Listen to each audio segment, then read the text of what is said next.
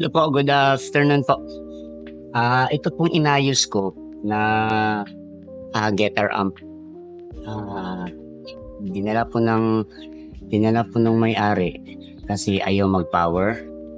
Walang ilaw yung indicator sa harap. Tapos kaya dinala dito, so wala lahat. So, hindi niya magamit. So nung binuksan ko ay sira pala yung fuse. Open pala yung fuse. So pinalitan ko yung fuse kanina. Yung kinabit ko yung fuse, tapos tinesting ko po, pumutok pa rin. So, ibig sabihin may sira sa loob ng amp. So, nung binuksan ko, ay sira pala yung IC niya. Pero bago pa ito po, kasag yung kalahating bahagi ng IC po, yung IC or integrated circuit po na pyesa. So nung tinanggal ko po at tapos hinanapan ko po pinalitan ko po ng bagong IC. Ipinali ko. Meron pa rin siyang short na konti.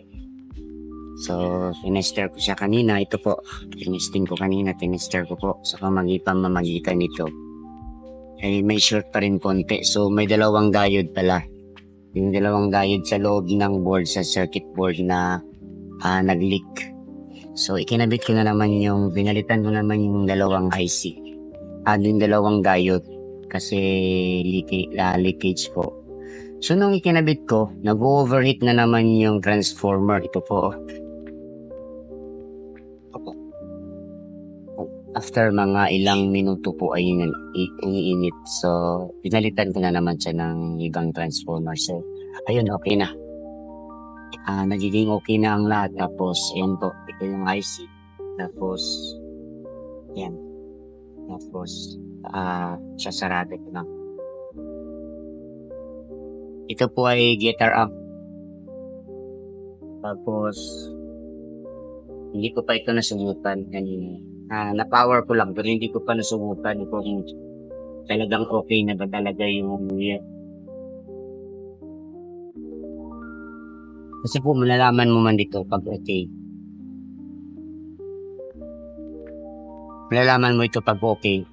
Halimbawa ay okay. Sarado ko muna yung takip sa likod. Tapos bago natin subukan.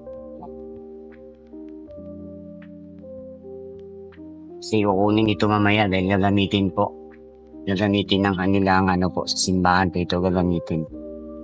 So, kailangan, tapos pero kung halimbawa ay walang IC kanina na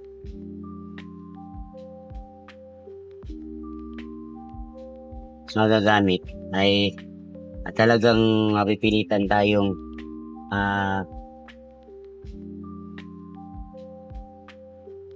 bibili ng IC doon sa city ko. Yung mabutit meron tayo. So, yun. Gawit natin. So, ngayon masusubukan natin kung okay na. Magiging okay na ba. So, dapat ihilaw yung indicator. Ito po. Tapos, pasok natin ito dito. Plug-in natin ito. Tapos yun. Ayun. Ayun umilaw. So, ibig sabihin, may power na sa loob. Sabi magana. Tapos, malalaman mo kung okay yun. Malalaman mo kung okay yung sa loob. Kung yung ganon.